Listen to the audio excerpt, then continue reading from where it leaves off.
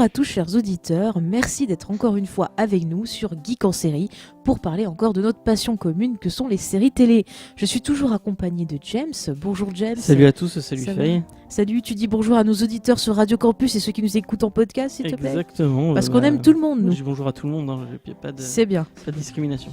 C'est la bonne humeur.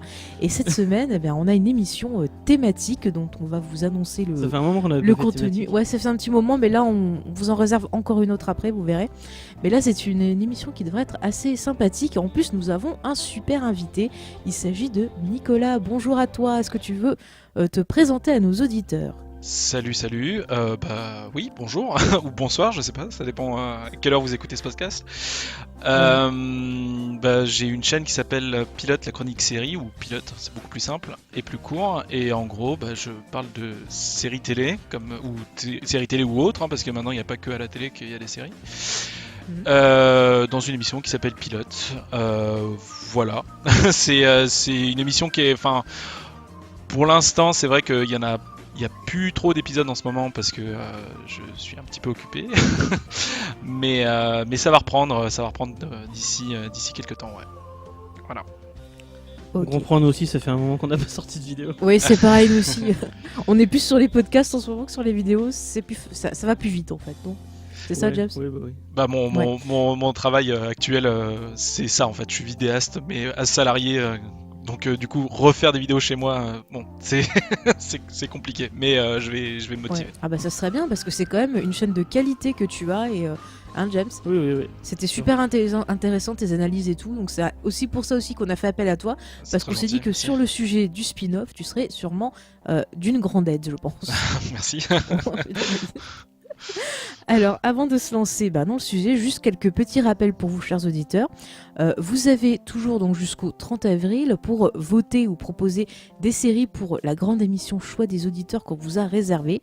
Donc, pour l'instant, en tête du classement, c'est toujours Community. Continuez de voter pour Community, s'il vous plaît. Non, c'est vrai que c'est une très bonne série. Ah oui, c'est une. Mais derrière, il y a Star Wars Rebelle et j'ai vraiment pas envie de regarder Star Wars Rebelle. Mais c'est très bien aussi. C'est cool Star Wars Rebelle. C'était super Star Wars Rebelle. Mais un jour on le fera, James, t'inquiète pas. En tout cas, vous savez, pour voter, vous nous laissez un petit message Facebook, Twitter, même iTunes, partout où vous pouvez nous contacter, allez-y. Vous savez que je note tous vos petits votes avec amour. Les messages 5 étoiles iTunes comptent double. Oh là là, mais comment t'essaies d'influencer, toi ? Enfin voilà, donc on vous prépare une belle émission, on espère, pour ce petit choix des auditeurs. Ça sera l'avant-dernière émission de la saison. Et là, on peut l'annoncer aussi, on a déjà commencé à préparer un peu des réjouissances pour cet été, parce que quand même, on pouvait pas rester longtemps loin de vous, chers auditeurs. Donc on vous fera un programme spécial pour l'été. N'est-ce pas, James ? Tu teases un peu ou tu juste... je tease un peu pour l'instant, on laisse le mystère. On donne pas plus d'infos ? Non, on laisse un peu de mystère. Alors, on va se lancer quand même dans notre petit sujet du jour, donc le thème des spin-offs. Alors, pourquoi j'ai choisi de vous présenter ce thème ? Du coup, il n'y a pas de bande-annonce vu que c'est pas... tu mets une bande-annonce que tu veux. Le spin-off, c'est génial, voilà, c'est bon, je te l'ai fait. Non, mais pourquoi le spin-off ? Parce que dernièrement, il y a eu quand même pas mal de spin-offs qui sont sortis. Vous avez eu Fear the Walking Dead, vous avez eu The Good Fight qui est le spin-off de The Good Wife. Et là, très récemment, à l'heure où sera diffusé ce podcast, ça aura déjà commencé, il y a le spin-off de Grey's Anatomy qui a commencé, qui s'appelle Station 19, qui est sur les pompiers. Et donc je me suis dit, ça serait bien de refaire un petit point dessus pour savoir qu'est-ce que c'est le spin-off, à quoi ça sert. C'est marrant parce que The Good Wife, elle a arrêté la série, non ? De quoi ? The Good Wife, elle a arrêté la série. Oui, elle est finie la série. Et ils ont fait en fait un spin-off. C'est comme le spin-off de Breaking Bad. Oui, effectivement. Breaking Bad, je vais y arriver. Pourquoi j'ai Breaking Bad ? Moi, je suis fatiguée. On n'a rien entendu. Donc on va. Better Call Saul. Mais c'est ce que je viens de dire. Oui, d'accord. Merci. Donc on va commencer par une petite définition du spin-off. Donc le spin-off, qu'est-ce que c'est ? Et en fait, un spin-off, ça va être une série qui va reprendre un ou plusieurs personnages d'un univers ou des éléments d'un univers déjà existant. Est-ce qu'on peut donner un petit exemple pour illustrer ça, John ? Est-ce que tu en as un en tête à nous proposer ? Tout ça. C'est comme ça. Les experts à Miami. Voilà, le plus connu, le plus simple, les experts, les déclinaisons des experts. Donc ils reprennent le concept des experts dans justement des villes différentes. On va dire que ça marche. Mais après, c'est pas dans Miami où il y a non, comment il s'appelle ? Il s'appelle Horatio Kane qui est apparu dans dans les experts normales et puis après quand ils ont fait les... Alors généralement généralement il y a des personnages qui sont assez récurrents en fait, même si c'est pas des personnages principaux, ça peut être des personnages secondaires qui peuvent faire leur apparition dans, enfin voilà, ça se passe dans la même diégèse en fait. Voilà, c'est généralement c'est ça quoi. Donc en fait, pour les gens qui nous écouteraient nos autres émissions, ça vient en fait du comics. Moi, toi, tu penses que ça vient du comics? Moi, je suis sûr que dans des feuilletons, moi, je suis sûr que dans les premiers feuilletons qu'il y avait dans les journaux et trucs comme ça, je suis sûr que ça devait déjà exister, James. Parce que, moi, je vois ça comme une espèce de dérivé du crossover. Donc le crossover, c'est quand il y a un personnage qui apparaît dans une autre série. Non, c'est quand t'as deux séries par exemple qui se rencontrent. Un exemple de crossover. Oui, mais dans comics, je pensais. En comics, genre Spider-Man qui arrive dans Fantastic Four. Ouais. Ce genre de truc. Et après, le fait que un personnage d'une équipe ait sa propre série, ça devient un spin-off. Ça fait longtemps qu'on le fait en comics. Et je pense que c'est. De toute façon, tout ce qui est un peu sériel, de toute façon, c'est vrai que tant qu'on peut exploiter à fond un univers, on le fait, quoi. Tu vois, je pense que c'est intéressant aussi. Quand tu crées une série, quand tu fais ta bible de série, c'est vrai que c'est hyper important d'avoir un univers suffisamment développé et vaste pour être utilisé de manière plus ou moins bien, on va dire. Il y en a qui sont un peu ratés, comme on va peut-être le voir tout à l'heure. Oui, bon, on va en parler bientôt. Et juste, je vais commencer par une première question. Pour vous, vous pensez que le spin-off, finalement, c'est un désir d'abord, on va dire, des networks, enfin un désir un peu monétaire ou plus un désir artistique? Alors, je vais poser la question d'abord à notre invité. Comment toi, tu perçois ça? Je sais pas. En fait, de toute façon, à partir du moment où tu vas créer une série, c'est pour qu'elle fonctionne et qu'elle rapporte de l'argent. Je veux dire, tu fais pas une chaîne de télé va pas prendre des risques énormes et inconsidérés pour une série qui va pas marcher. Il y a des études de marché qui sont faites avant, c'est un investissement énorme. Généralement une série, encore plus aujourd'hui qu'avant. Donc je pense pas qu'ils se lancent dans la production même d'un spin-off tout en sachant que ça va pas marcher. Donc oui, il y a une ambition économique derrière. Après, je suis pas, enfin j'ai pas envie de croire, hein, on va commencer comme ça, j'ai pas envie de croire que les chargés de production des chaînes de télé américaines ou françaises ou n'importe où ailleurs le fassent que pour de mauvaises raisons et pécuniaires, quoi. J'ai envie de croire qu'il y a des auteurs derrière qui sont en train de défendre leur bout de gras et dire que voilà, bon, on va essayer de créer quelque chose parce qu'il y a un intérêt à créer une série. Donc je suis un peu entre les deux, quoi. De toute façon, c'est clair que c'est pour des raisons d'argent, mais il n'y a pas que ça, j'espère pas. Moi j'espère que ça transcende ça, c'est-à-dire que l'argent, enfin le côté argent, ça soit une contrainte, mais que justement, on le verra peut-être dans les exemples de bons spin-off, que justement on ait des auteurs qui arrivent à transcender ce problème-là pour en faire quelque chose d'intéressant. Toi James, tu en penses quoi? T'as de tout, ce que Nico dit est totalement vrai. Après, produire une série, ça coûte vraiment beaucoup de fric, donc forcément ça va...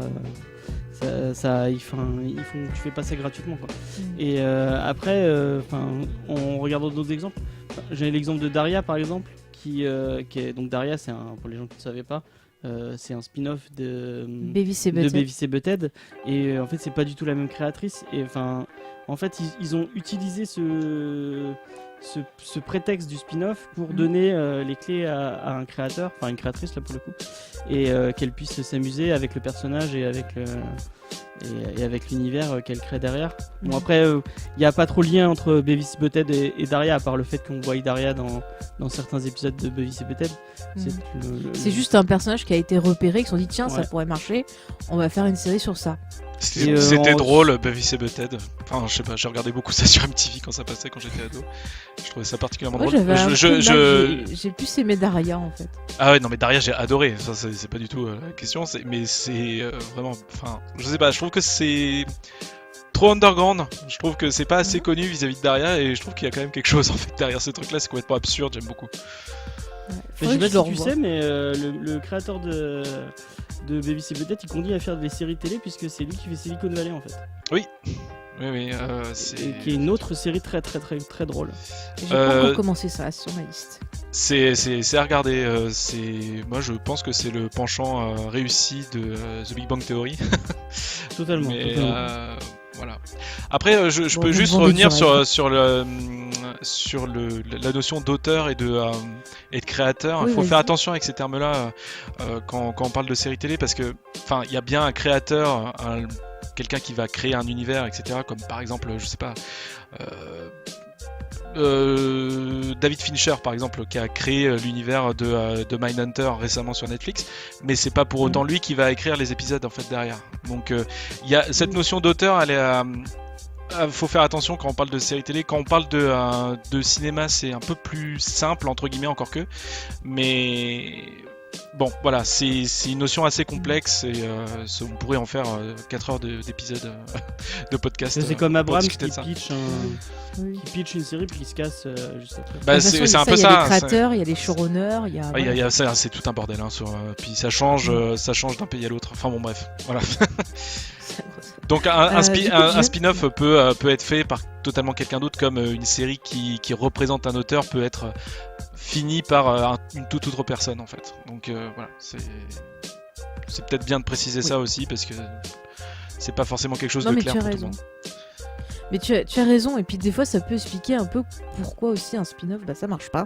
Et on va un peu essayer de rentrer dans le vif du sujet, parce que James, tu avais soulevé quelque chose d'intéressant. Tu parles justement du personnage de Daria qui a été représenté dans une série et qui a été mis dans une autre. Alors là ça a fonctionné, mais il y a des exemples où justement on veut développer un personnage qui a été apprécié par le public, on lui donne sa propre série et ça marche pas. Alors Tu penses à Joey? je pensais à Joey, mais j'allais citer un autre exemple qui pour moi m'a marqué dans mon adolescence. C'était la série L'Immortel. Oh là Je sais là. pas si vous vous rappelez de ce spin-off de Highlander où il y avait justement le personnage de l'Immortel, ça s'appelait Amanda, ou comme ça il me semble. Ouais, je sais plus. Donc c'était le Love Interest de Mais est-ce Duncan qu'on peut dire que MacLeod. Highlander c'est un spin-off des films Highlander du même nom? Bah, Oui, enfin c'est Ouais, une on peut adaptation le dire. plutôt, mais bon. on peut, enfin, c'est un peu compliqué parce qu'après Duncan MacLeod a rejoint les films Highlander pour le Ouais. pire d'ailleurs, pas pour le meilleur. Ça c'est parenthèse. Voyez le dernier film Highlander, vous allez. Non, ne le rigoler. regardez pas, vous allez vous faire du mal. Mais bon voilà, là on a un exemple, c'est que le perso de l'Immortel, donc d'Amanda, était super apprécié dans la série. Elle était rigolote, ça fonctionnait bien avec MacLeod, il y avait une bonne alchimie. Et puis on lui a donné sa série et on l'a mis avec un acteur qui à l'époque était un ancien mannequin qu'on a vu dans des pubs Coca-Cola et qui a Le père des fini frères Scott. voilà, qui a fini dans la série One Tree Hill. Merci James. Donc il était pas glorieux. Et du coup on avait un personnage qui fonctionnait moins bien. Je sais pas Ouais, si. bah, la série elle était. Après, on pourra discuter de la qualité de Ouais, la Highlander, qualité des série épisodes télé, n'était pas mais tip top la non série plus. était pas géniale. Ouais. Voilà, C'était dans mais- la trilogie du samedi. C'est à ça, l'époque. c'est ça. Et toi, tu parlais de jouer. On a justement un cas où, pareil, on a un perso qui fonctionne quand il est dans le groupe avec ses amis, mais tout seul, bizarrement, il manque quelque chose. Et du Mais coup, en même temps, enfin, on en a Ouais. parlé quand on en a parlé de Friends à l'époque. Joey, c'est le perso qui a le moins de caractère et le plus. Enfin, je pense que c'est vrai, ça aurait été vraiment le pire personnage pour faire une série spin-off. Moi, par exemple, j'aurais trop rêvé de voir un spin-off sur Ross qu'on voit au travail, pour faire des trucs avec les dinosaures et tout, ça aurait été cool. Et Joey, je sais pas si ça aurait été super intéressant. Moi, je sais pas, celle qui me vient à l'esprit, enfin, quand vous m'avez présenté le sujet, c'était Angel. Ouais. La série, la série basée sur le personnage d'Angel de Buffy contre les vampires. J'ai pensé à ça tout de suite parce que c'est vrai que, enfin, moi, étant grand fan de Buffy quand j'étais ado, Bienvenue. il faut défendre cette série, c'est important. Oh, t'inquiète, on a fait un podcast de combien, James? plus de 3 heures. Plus de 3 heures pour 5 heures d'enregistrement. C'est bien C'était- mérité. Et Angel était une sacrée déception quoi. À l'époque, c'était vraiment. Je crois que ça a été Elle est même pas si des mal, pro- Angel. Franchement, il y a des. Franchement, ouais, moi j'aime beaucoup Angel, à part la fameuse saison 4, où là il y avait un gros problème, tout l'arc justement avec Jasmine et la grossesse de Cordelia. je suis pas allé jusque là, je t'avoue. Ouais. Mais la saison dernière 5, saison, ouais, dans la dernière saison, elle est excellente la il dernière y a saison. Spike qui rejoint la série et ça devient oufissime. T'as un épisode, rien que pour ça, il faut que tu le mates.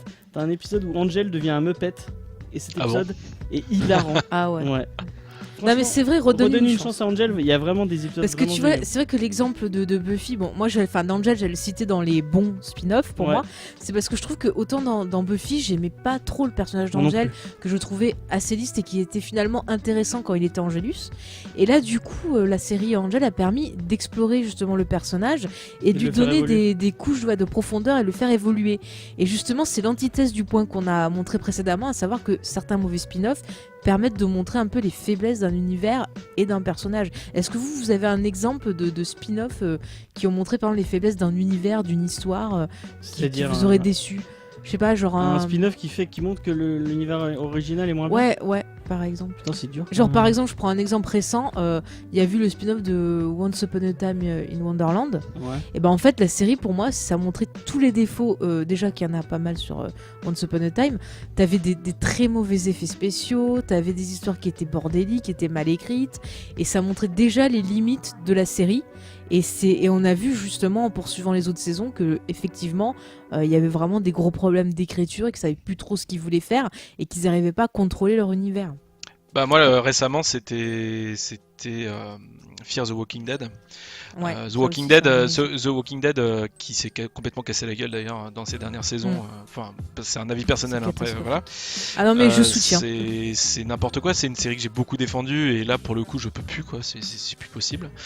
Et il y a eu Fear the Walking Dead qui est donc apparu il y a peut-être 3 ans, un truc comme ça, 3-4 ans. 3-4 ans je crois. Et donc du coup ça a bien avancé. Et en fait il se passe quelque chose de curieux parce que j'ai continué du coup à regarder Fear the Walking Dead que je n'aimais pas du tout au début.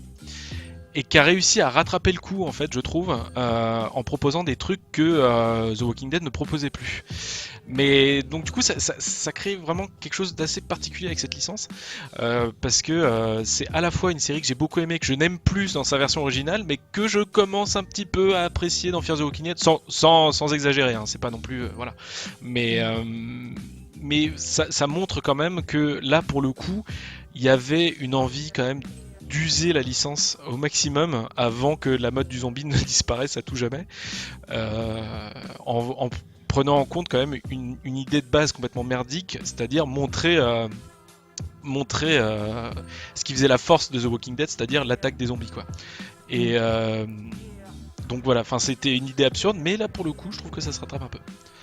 Bah, je veux pas te faire peur, mais ils ont prévu de faire d'autres spin-offs de Walking Dead. Hein. Ah oui, non mais ça va être scandaleux, mais enfin ils ont prévu plein de trucs. Il me semble aussi qu'il y en a un pour Game of Thrones qui est prévu, il me semble, non? Il y en a 8 qui sont en projet. Oui voilà, c'est la dernière nouvelle que j'ai eue. C'est n'importe quoi. Mais voilà, donc là on a un exemple, tu cites un très très bon exemple, c'est-à-dire la licence à succès qu'il faut absolument qu'on exploite parce que ça marche. Ça aussi c'est un exemple qui fait que finalement le spin-off...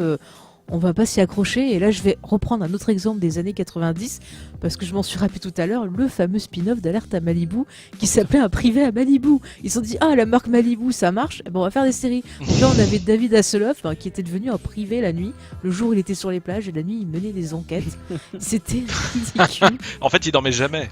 Mais c'est ça, ça avait ni queue ni tête, le perso était même différent par rapport entre les deux séries, t'as l'impression que c'était genre son jumeau diabolique. En fait il reprend son personnage de Steven Knight.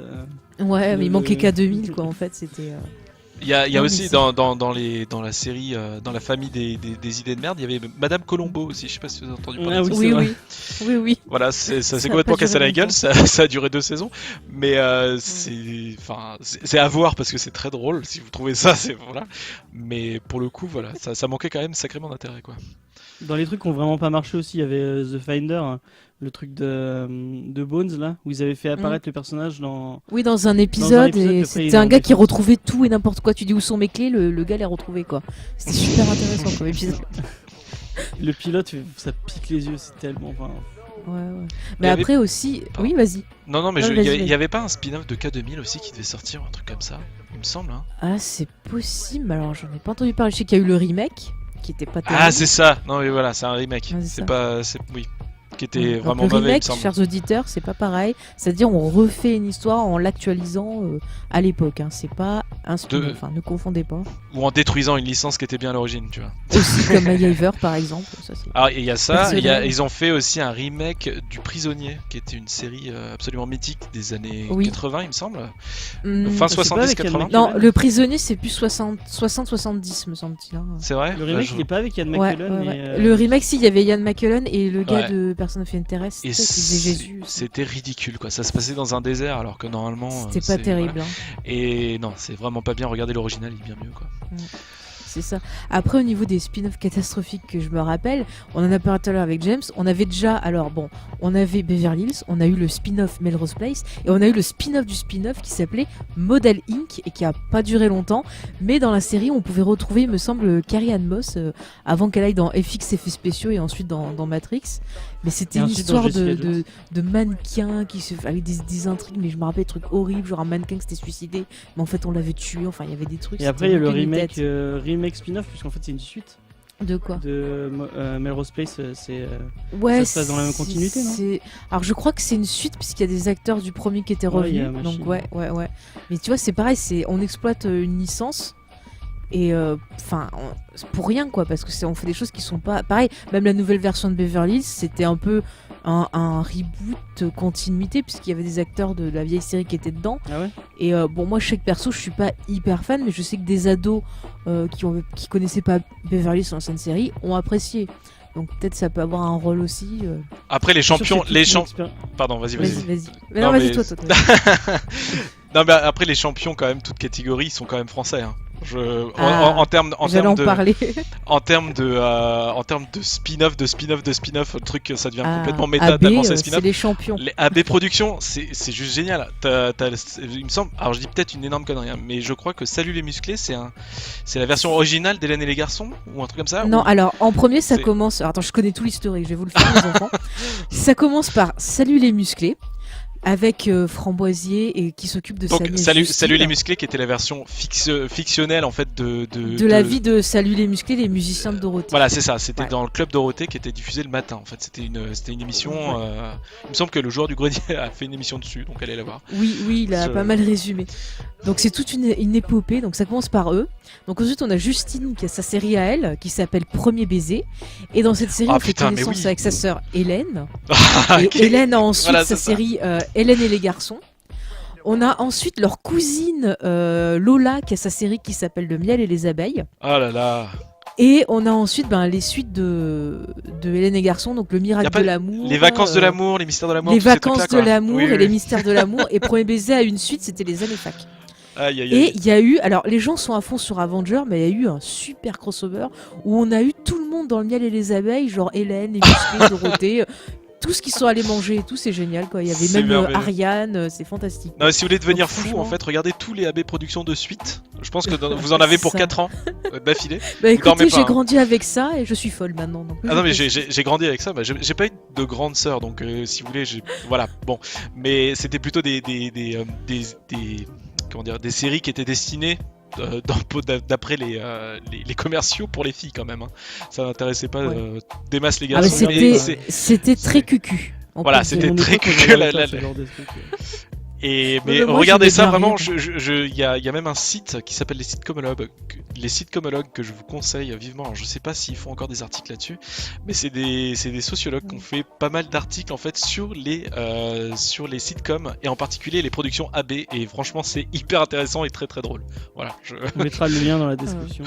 Non mais c'est vrai que moi c'est des grands souvenirs, c'est scénaristiquement c'est n'importe quoi, c'est très cucu, c'est des choses qui pourraient même pas se passer vraiment dans la vie, c'est exagéré. Et en Enfin, plus, le c'est- trois quarts, c'est écrit par le producteur. par et- Jean-Luc Azoulay ouais, qui écrivait président de pratiquement AB tout, ouais. Productions. Ah oui Jean-Luc non mais Azoulay, Ouais, ouais, c'est écrit au kilomètre, c'est n'importe quoi, mais ça en devient drôle quoi. c'est ça. Et ça continue encore, puisque Les Mystères de l'amour, Oui, et revenu sur TMC. c'est revenu sur TMC, mais c'est encore diffusé. Ils s'en sont à je sais plus combien ils s'en sont pas à 10 saisons au moins déjà. Et tout ça dans le même décor. Non je déconne. Ce serait drôle. Non, ils ont ce serait changé maintenant, c'est plus la même maison quoi, c'est Ouais. Allez, on va au garage, on va boire du jus d'orange à la cafette, génial. Pardon. Enfin, c'est à la répète c'était avec un le clavier bel Yamaha, tu sais, c'est le même depuis les années Depuis début des 50 années ans. 90. Et C'est puis pas j'adore, vrai. c'est qu'ils jouent des chansons, on dirait qu'en fait ils ont juste appuyé sur une touche de leur synthé, ça joue le truc, c'est de démo de base quoi. Enfin, c'est Mon Dieu. Non, mais Ah oui. c'est vraiment un bel exemple. Ça. Avant que j'oublie et après je vous laisse la parole, je suis désolé, mais c'est vrai que vous me rappelez Non, plein mais de trucs. vas-y. En fait, je suis un gros fan de la série Battlestar Galactica, donc on change complètement d'univers là. bah. Mais Battlestar, alors je sais plus si en termes de chiffres ça avait Caprica. vraiment fonctionné, mais enfin c'est une série qu'il faut absolument regarder. Hein, Battlestar, c'est si vous aimez la SF. Oui, on a Et fait un que, podcast On a dessus fait aussi. un podcast dessus. Ah bah voilà, allez voir le podcast et allez voir aussi Battlestar. Il y a c'est 5 saisons ou 6, je sais plus. C'est 4 saisons. 4 saisons C'est de ça déjà. On va cause- pur bonheur, c'est absolument génial. Et par contre, ils ont fait un spin-off qui s'appelle Caprica qui reprend les origines en fait de tout ce qui s'est passé. Et c'est très moyen. Enfin après voilà, c'est très partagé. Moi j'ai pas retrouvé en fait Bah, nous ce aussi, qu'il y avait on dans a été Battlestar. assez déçus. Mais voilà, C'est attends, ça. il y a Battlestar. à Il y a regarder. Pegasus aussi de. Enfin, non, Après, un c'est film. des web-séries que t'avais aussi qui Ouais. étaient diffusées bah, voilà, Ouais, il y a entre les Blue and saisons. Chrome. Ouais, Et il y a Mm. Pegasus aussi, je crois. ouais, voilà. Ouais. Bah, là, c'est pas pareil, c'est des trucs pour meubler des. Ouais, ouais. Moi, on peut le voir comme des spin-offs, mais des fois, ouais. Tu vois, par exemple, on a le spin-off qui devient un outil publicitaire quand on a des petits épisodes en web-série. Il y a le cas, par exemple, récemment, Grey's Anatomy a fait une petite web-série qui s'appelle en fait les résidents ou les internes. Et en fait, sur Internet, on pouvait voir des courts épisodes réalisés par des acteurs de la série qui permettaient en fait de connaître les nouveaux internes qui sont arrivés cette saison-là. Alors, c'était très mauvais. Je vous le dis en Comme les internet. internes qui sont revenus dans cette saison-là. Voilà, on n'apprend rien, c'est très mal filmé. Et l'actrice qui joue April, la pauvre qui va se retrouver au chômage, je lui dis ne deviens pas réalisatrice parce que ce n'est pas bon. Voilà. Bref. Et là, on a un exemple, du coup, le spin-off qui devient un outil commercial, forcément, bah, c'est rare que ça soit bon. Et est-ce que vous avez déjà eu cette impression quand vous regardiez un spin-off de vous dire ah mais c'est bon, ils font juste ça pour vendre des trucs, c'est nul, ça apporte rien. Enfin, vous avez déjà eu ce sentiment qu'on vous prenait pour des vaches à lait Bah, en tous les regardant. experts, au bout d'un moment. Ouais. Oui, non mais c'est n'importe quoi au niveau des experts. Enfin, mais les experts, alors il y a les experts Miami Manhattan et j'ai appris récemment qu'il y avait un autre expert, donc c'était un spin-off de spin-off qui s'appelle les experts cyber, qui étaient, Oui, qui sont. où il y avait Dawson dedans. Voilà, c'est c'est vrai. J'ai regardé, ouais, j'ai Je regardé. sais pas. Il y avait lui, il y avait je sais plus qui encore. Mais C'était pas terrible. le pitch n'a pas l'air du tout intéressant, mais bon bref. Et donc Il y avait du pas coup, la fille de Medium aussi dedans. Oui, il y avait Patricia Arquette dedans, Oui, il y a justement, qui Patricia faisait la chef. Arquette. Et c'était en gros, il faisait la cybercriminalité. Et c'était, mais. Sinon, ça t'as allait pas pire, du tout. t'as merde, comment ça s'appelle Criminal Mind qui essaye. Qui à a fait tout deux prix- spin-offs qui À n'ont tout pas prix de faire des fonctionné. spin-offs et à chaque fois c'est nul, mais nul. Ben c'est ça, on a un premier spin-off qui était avec Forest Whitaker. Alors le perso, enfin son perso était intéressant, y a rien à dire, mais les histoires, ben on a l'impression d'avoir déjà vu ça en fait, qui recyclait des histoires qu'on a vues dans la série principale. Et là c'est pareil, on a la nouvelle série, je crois qu'elle a été annulée. C'est quoi, Beyond Frontier ou un truc comme ça, C'est un truc où international. justement on retrouve Avec le mec des experts Manhattan. Gary Snice, je prononce Gary bien. Snice. Voilà. Après, Donc, oui, enfin, on dirait, après, ça fait partie après de la culture sérielle, c'est-à-dire que comment dire, même les experts en tant que tels, je veux dire, il n'y a pas énormément de choses qui changent d'un épisode à l'autre. C'est-à-dire que c'est une formule qui se répète et c'est un modèle qui a été ancestral dans l'histoire des séries télé. Ça date des années 60. Mission Impossible faisait ça déjà. Dans un épisode, t'as un début, un milieu, une fin et c'est bouclé et après le spectateur va regarder la semaine d'après pour voir une autre enquête, une autre affaire, etc., etc. Et en fait, ce qu'ils ont juste fait en fait avec la NCIS ou les experts, c'est que ils ont juste répété un modèle et ils ont juste changé la localisation pour créer une espèce de variante. Mais en soi, tu regardes un épisode de Miami, un épisode de Manhattan ou un épisode des experts normal, c'est la même chose, sauf qu'il y a des personnages un peu différents. Donc voilà, dire que ça se répète et que ça n'apporte rien, oui, mais en même temps, la série elle-même n'apporte pas grand-chose en termes de fil rouge du début à la fin de la saison.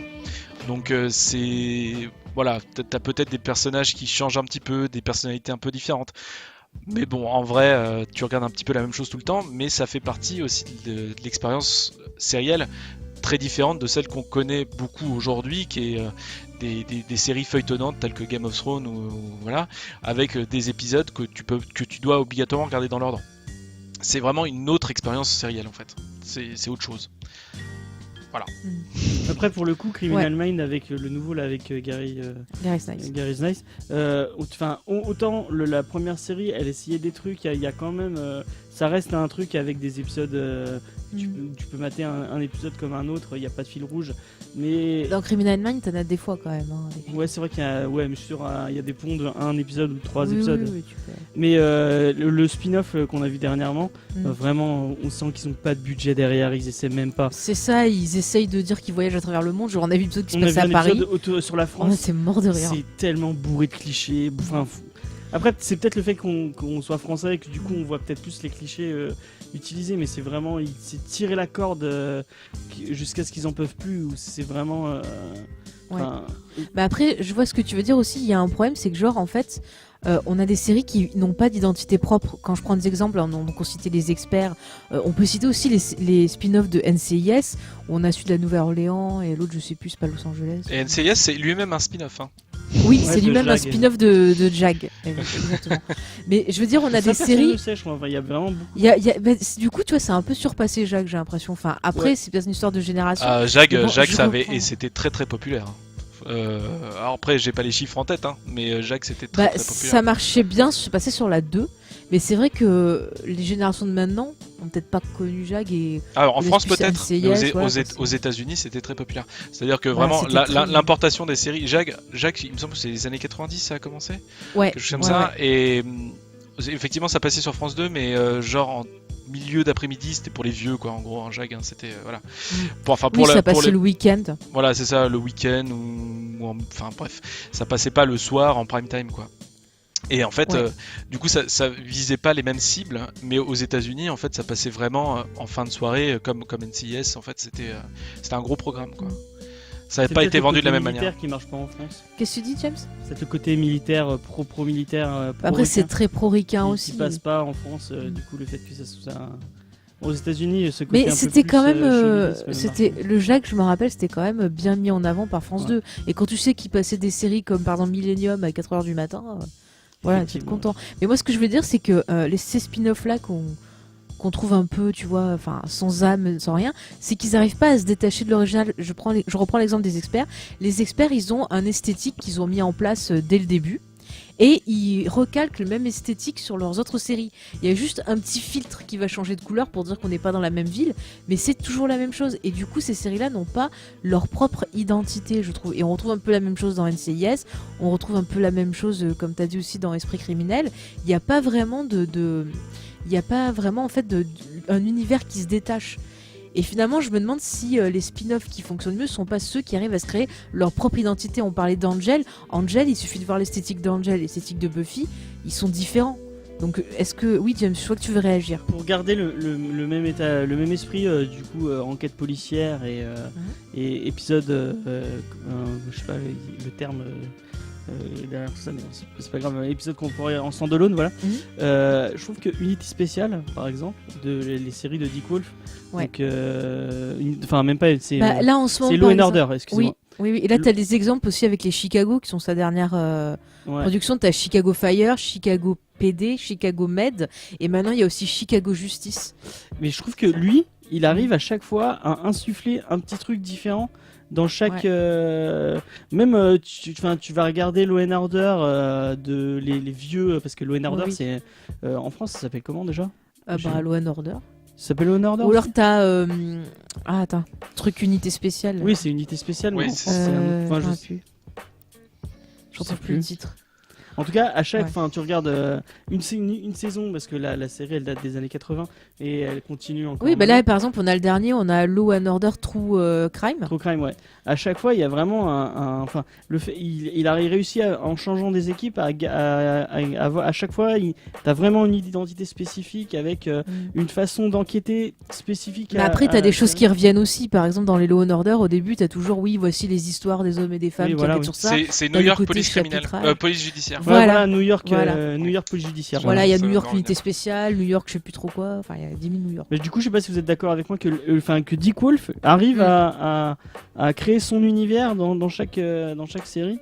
Ouais, je suis tu regardes d'accord. Unité Spéciale ou Moi, que tu je regarde Police plus là, Judiciaire, je c'est suivais la les même. séries justement les Chicago, et c'est vrai que tu prends Chicago Fire, tu prends Chicago Med, chacun a son identité. Tu peux ne pas regarder toutes les séries, tu peux regarder qu'une seule, et même si tu regardes que Chicago Med, par exemple, quand il y a des liens avec les autres séries, ils arrivent à te faire comprendre, à te mettre dans l'ambiance. C'est plutôt bien géré en fait. Je sais pas toi Nicolas, si tu connais de ce type de série-là, ou si tu as un exemple de série où justement le côté spin-off, le partage d'univers est bien géré. Comme ça, du coup, on bascule dans qu'est-ce qui est un bon spin-off. Ça me fait un peu l'enchaînement. Bravo. En fait, c'est délicat, je pense, parce que même on parlait de prise de risque en fait tout à l'heure. C'est délicat pour les scénaristes et les producteurs en fait de se dire bon, alors on a une série qui a vachement bien marché.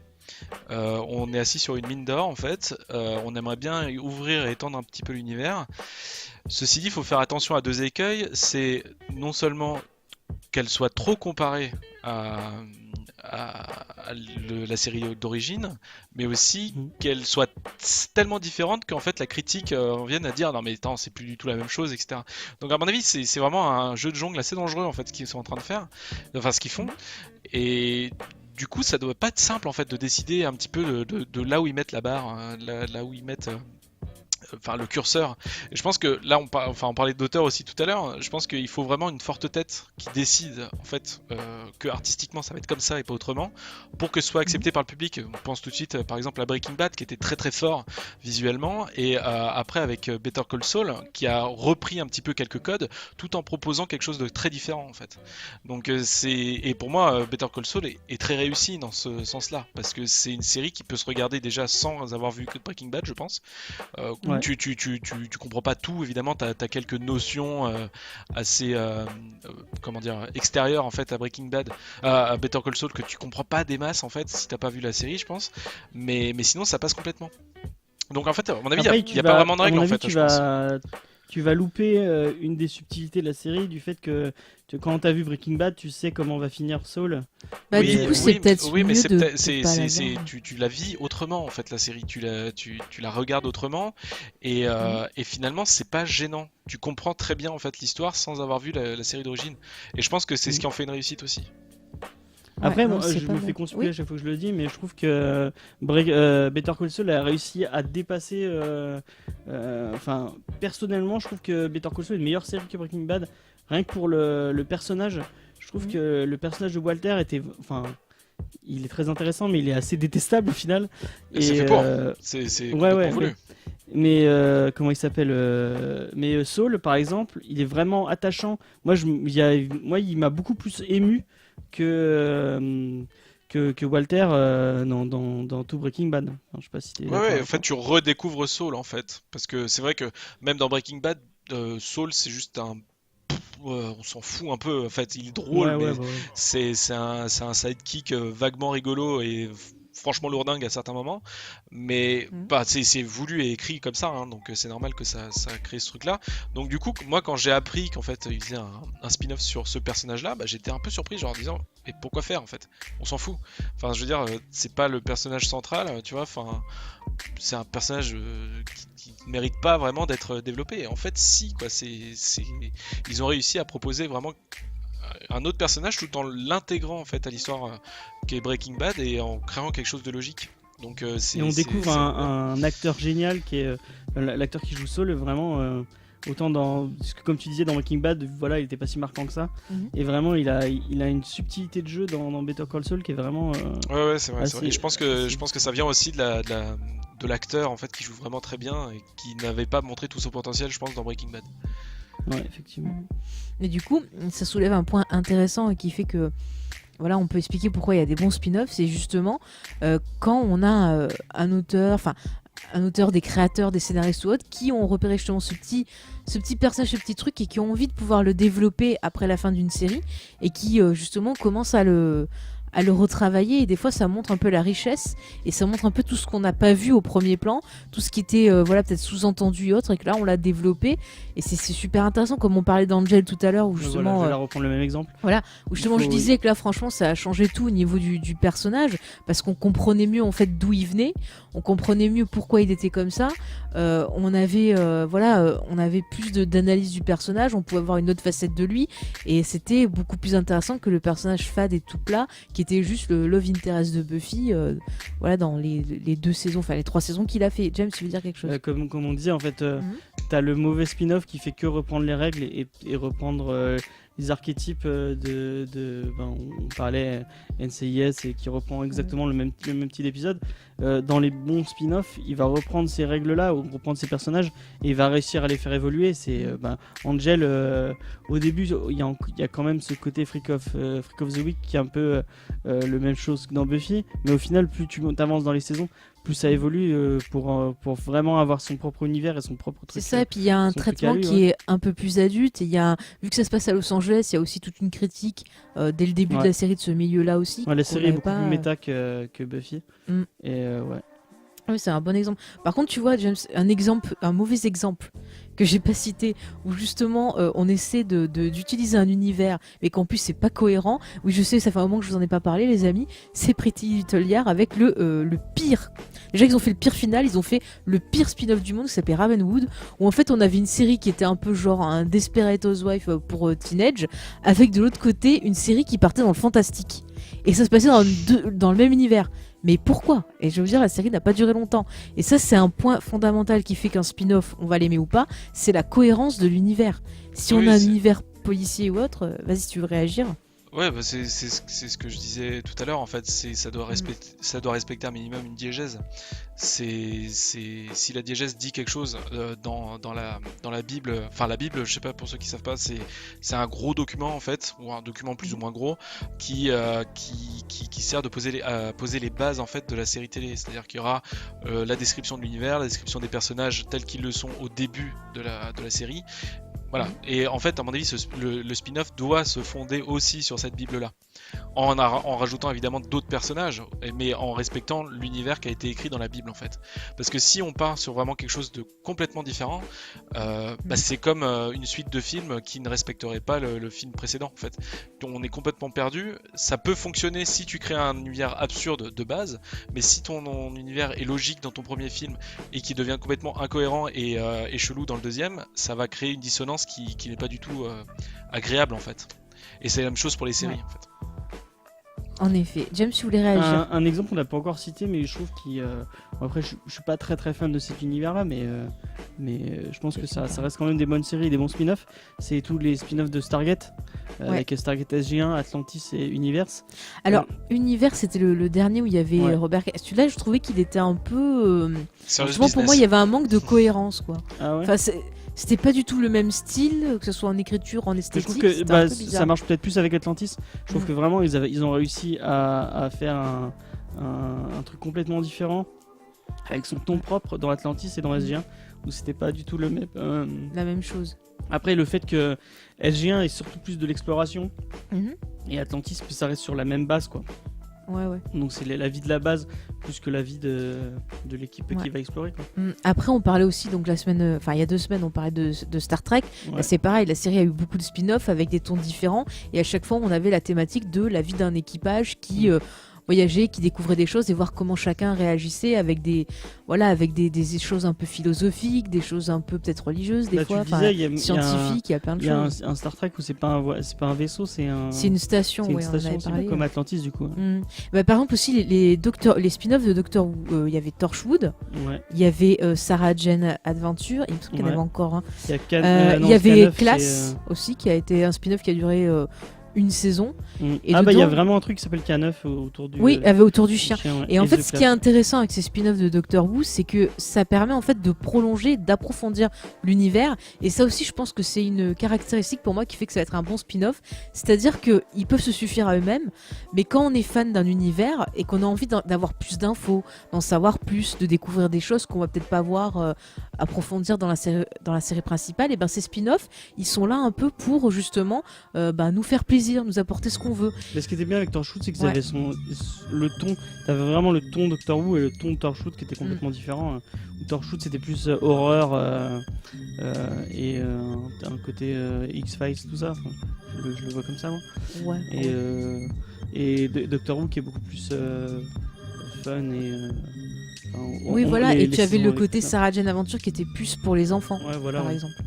Non mais c'est vrai que je sais pas si vous ressentez ça aussi, d'avoir des spin-offs qui vous permettent justement de plonger plus en profondeur dans un univers de séries que vous avez aimé. Est-ce que toi tu as un exemple, Nicolas, par exemple d'un univers où tu as pris plaisir à aller plus loin grâce à un spin-off?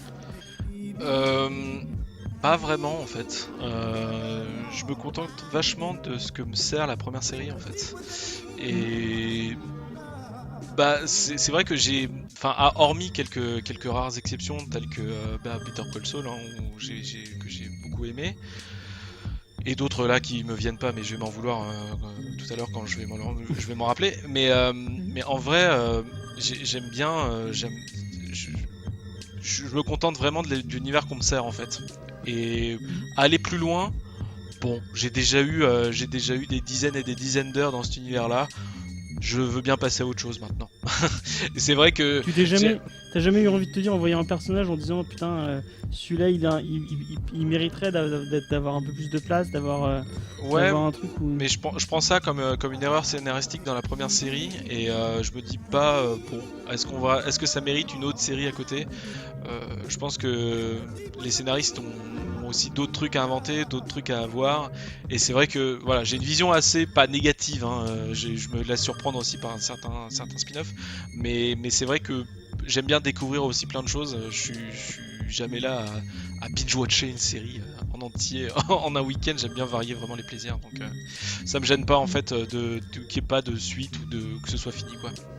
Oui, tu t'es pas dit oh j'aimerais trop avoir une série sur la jeunesse de Sheldon quand t'as regardé Big Bang Theory? Pas du tout. Je m'en fous en fait. Bienvenue au club. Et C'est du troll. Hein. Oui, mais j'avais compris, James, hein, je te connais, petit taquin. Par contre, en début d'émission, on parlait de la série Star Wars Rebelle, qu'on peut voir comme un spin-off de l'univers Star Wars, qui a l'univers canon, qu'on appelle. Ouais. Et je trouve ça intéressant, justement. Je sais pas si on a eu beaucoup d'exemples de séries comme ça, mais justement, le côté explorer un peu plus l'univers ou voir certains événements d'un univers d'une autre façon. Finalement, est-ce que c'est pas aussi un élément qui peut être intéressant pour un spin-off, c'est-à-dire revisiter en quelque sorte les événements, mais d'un autre point de vue?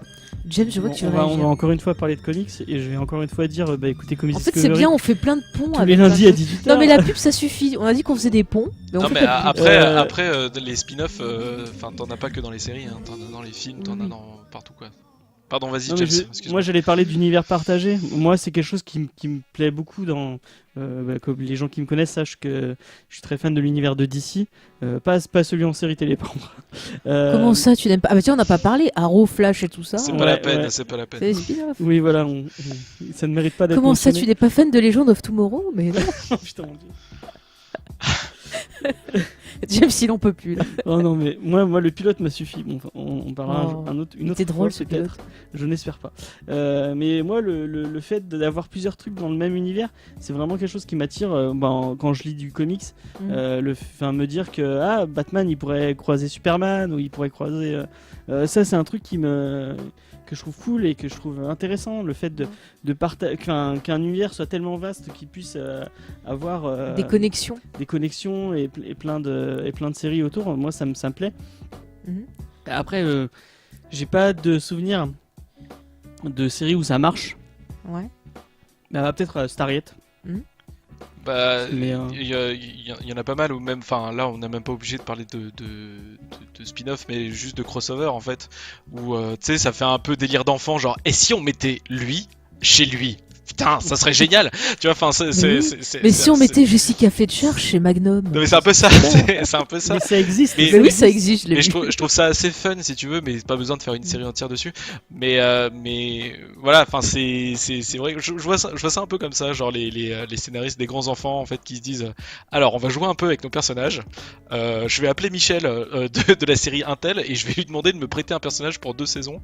Ça va être cool, tu vois. Et non, je sais pas, c'est de ce côté-là, ouais, effectivement. Je me souviens de Jarod du Caméléon qui interagissait dans Profiler, par exemple. Oui, Profiler. Oui, mais ça, c'était un peu parce qu'il me semble qu'il y avait des producteurs qui étaient pareils sur les 2 séries ou c'était juste sur la même chaîne, je sais plus.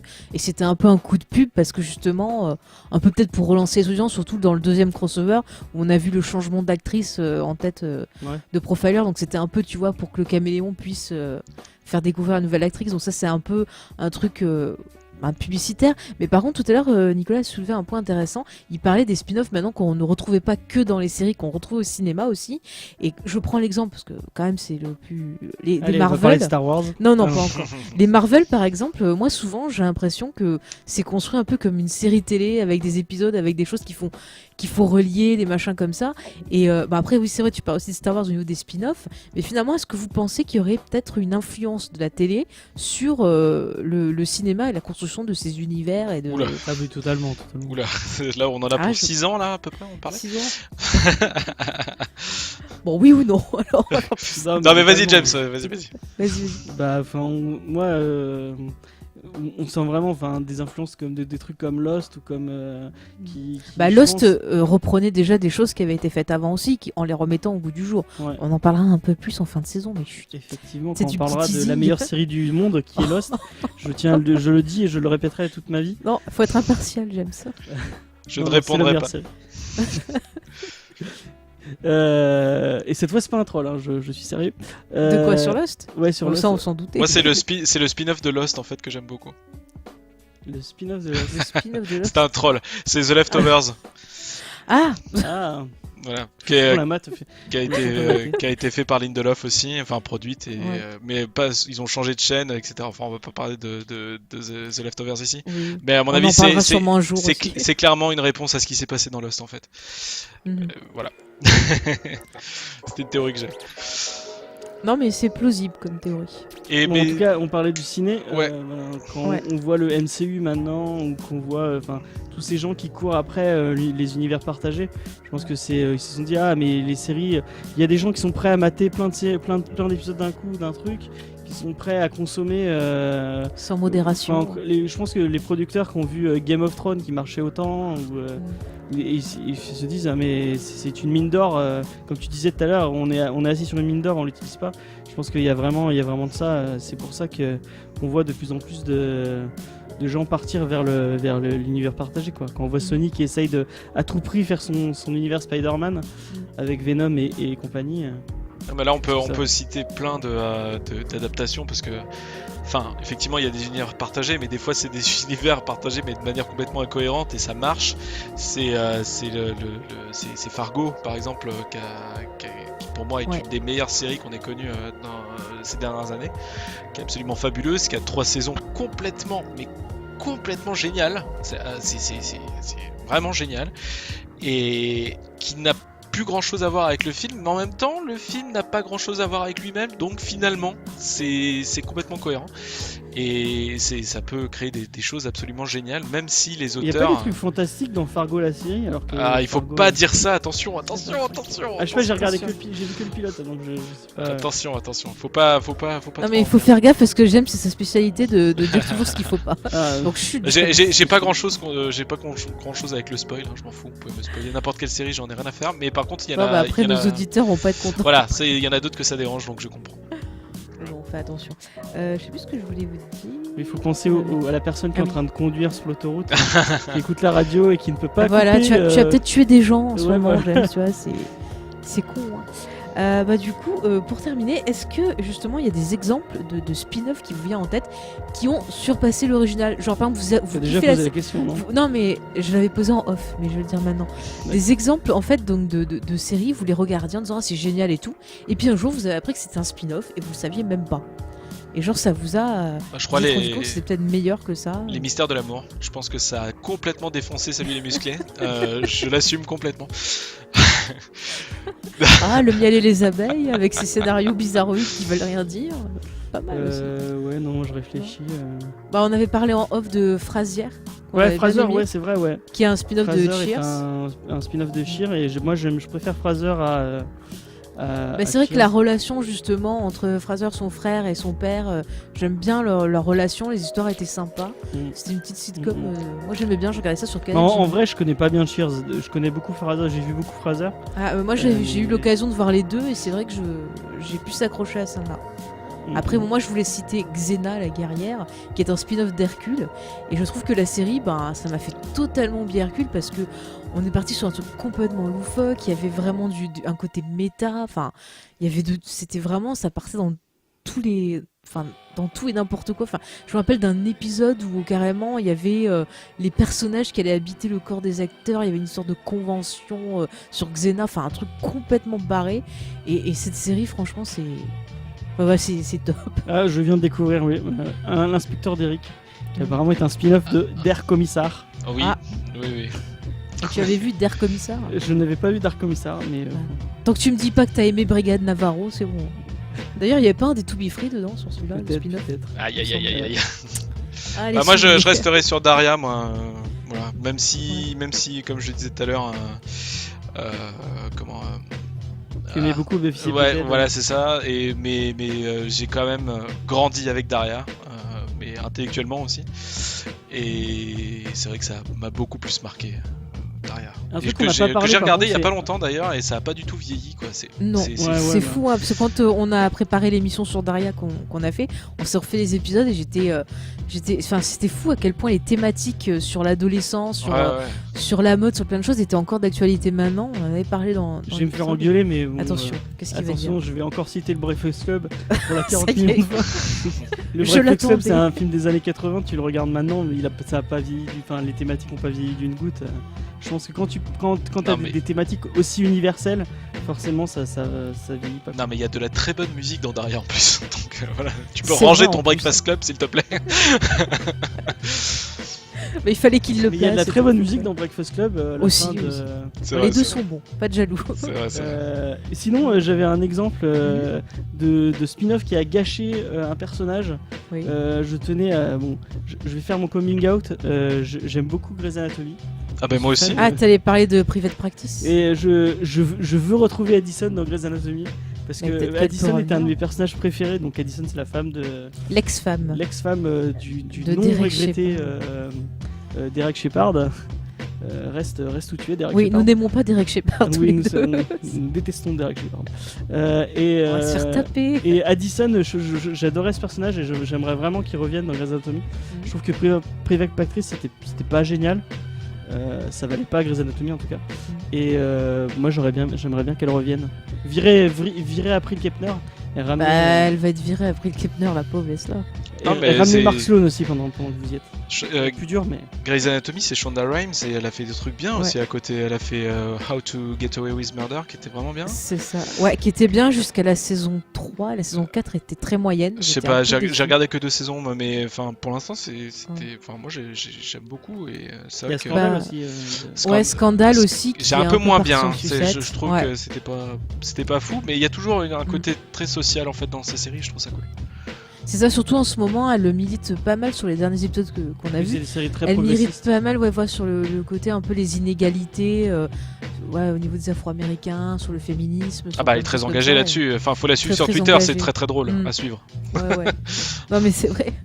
Bon par contre voilà, elle a une petite baisse de régime en ce moment, la petite Shonda. On va voir ce que ça va donner sur Netflix puisqu'elle est part sur Oui, Netflix. c'est vrai qu'elle part sur Netflix. Et oui, et puis là aussi elle a lancé une autre série qui s'appelle For the People, qui est en fait c'est une série judiciaire, juridique, une sorte de Grey's Anatomy avec des avocats quoi. En fait. Et du coup, en parlant de Grey's Anatomy, Oui. Nico, est-ce que tu vas regarder le spin-off de Grey's Anatomy du coup Station. Je savais même pas qu'il y en avait un, tu vois.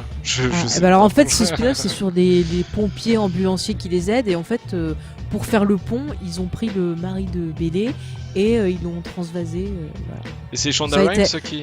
C'est alors Shonda Rhimes je crois a fait un peu la création mais elle va pas s'en occuper vu que là son contrat se finit, c'est une autre showrunner. Je sais Ouais, pas sous si Cas c'est ABC. la nouvelle showrunner. Bah, je viens de voir, elle est créatrice de la série effectivement. Créatrice, mais- voilà, mais je crois qu'elle a peut-être laissé c'est peut-être la nouvelle showrunner de Grey's Anatomy qui doit s'en occuper. D'accord. J'ai plus le nom en tête. Bah Mais écoute, bon, ça ouais, c'est un semble peu- assez logique en fait, hein, finalement, parce Mm. que c'est des milieux en fait qui passionnent un petit peu aux États-Unis. Bon voilà, que ce soit le corps médical, enfin tous les corps en fait de métier intéressent vachement aux États-Unis. C'est pour ça que t'as des policiers, t'as des pompiers, t'as tout ce qu'on veut. C'est toujours vachement bien narré et je trouve ça vraiment cool. Ouais, ça leur plaît. Puis c'est un peu pour faire concurrence au côté Chicago, là, avec Chicago Med, Chicago Fire et compagnie, qui marche très très bien en ce moment aux États-Unis. James, tu veux dire Une quelque série chose avant que dont je on a conclue parlé l'avant-dernier épisode du coup.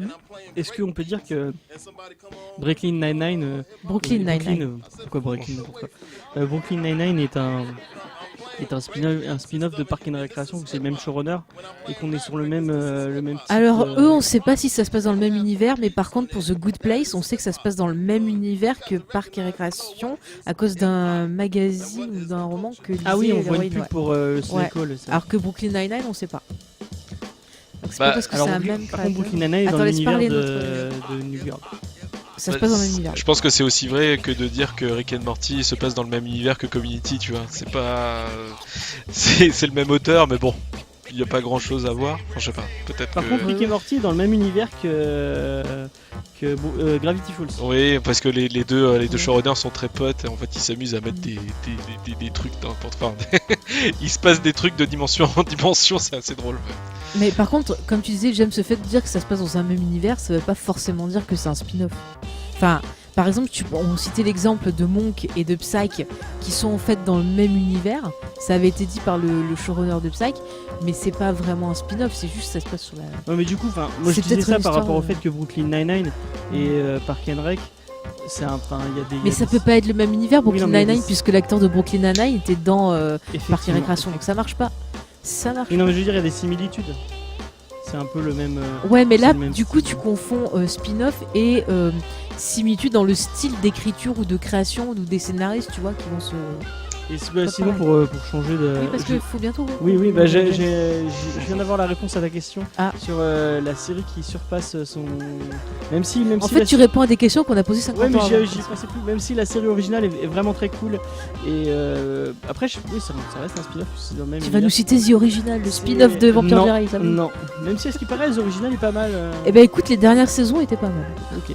J'ai regardé Moi, je quand même. pensais à Raising Hope qui est dans le même univers. C'est dans le même univers, mais c'est pas un spin-off Ah, de c'est pas My un Name is spin-off Earl. Non, puisque justement dans Resident Evil, on retrouve des acteurs de My Name is Earl qui jouent d'autres personnages. Ouais, mais Donc c'est le pas même pareil. showrunner, c'est dans le même Oui, univers. mais il a dit que c'était dans le même univers, que les deux villes étaient voisines, mais c'est pas un spin-off.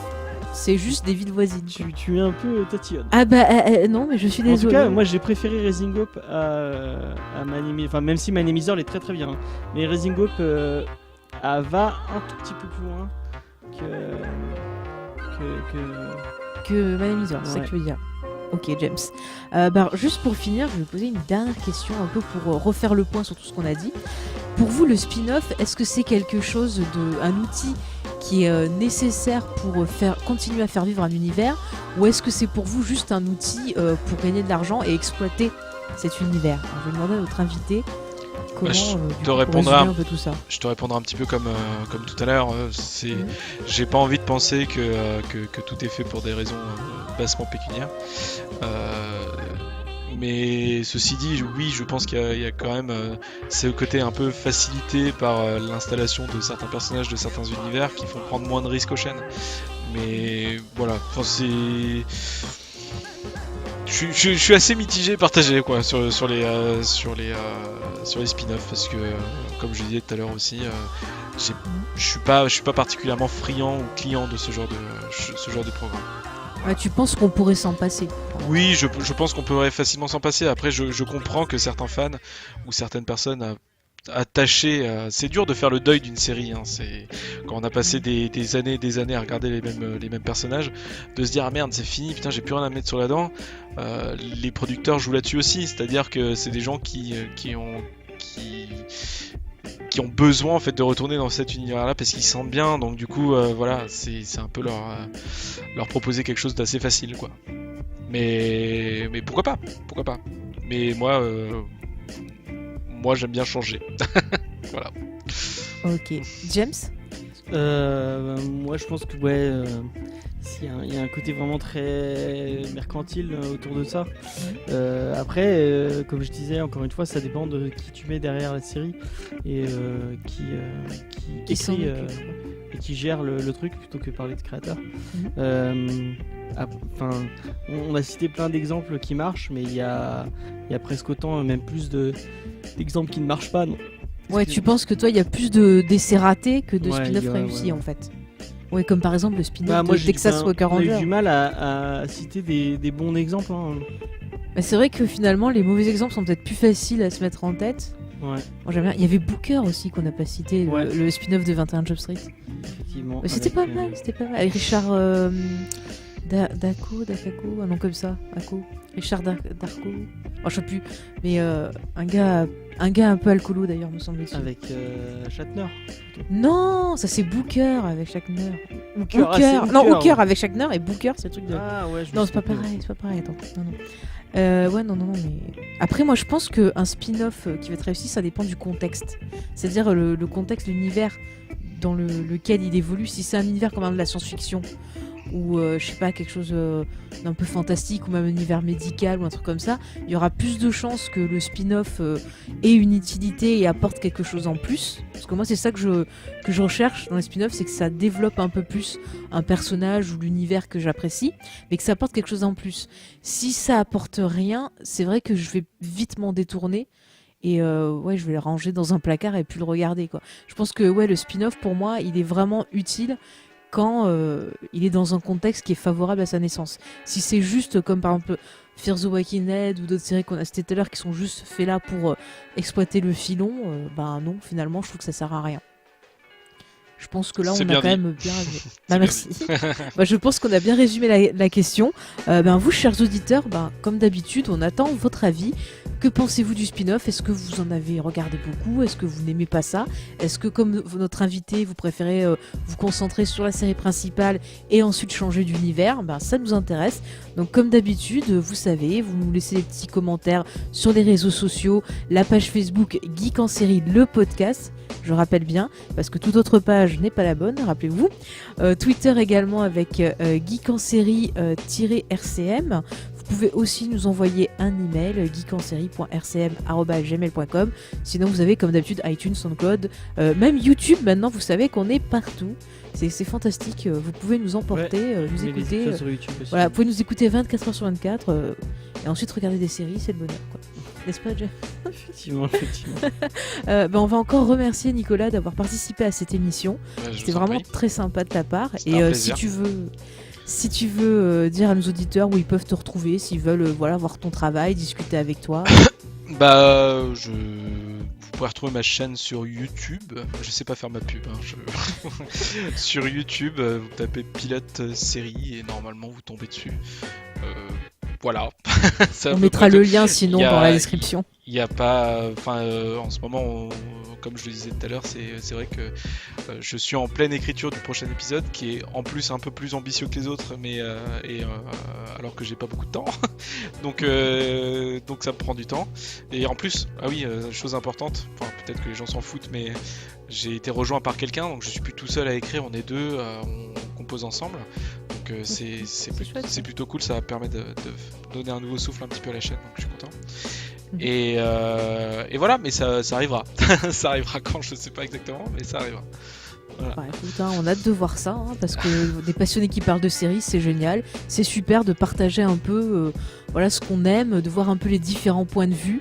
C'est toujours enrichissant et ça permet de mieux comprendre et de mieux apprécier ce qu'on regarde, je trouve. N'est-ce pas, mon petit James ? Ouais. Écoutez, on va devoir se quitter, chers auditeurs. On vous remercie de nous avoir écoutés et on vous donne rendez-vous dans 15 jours.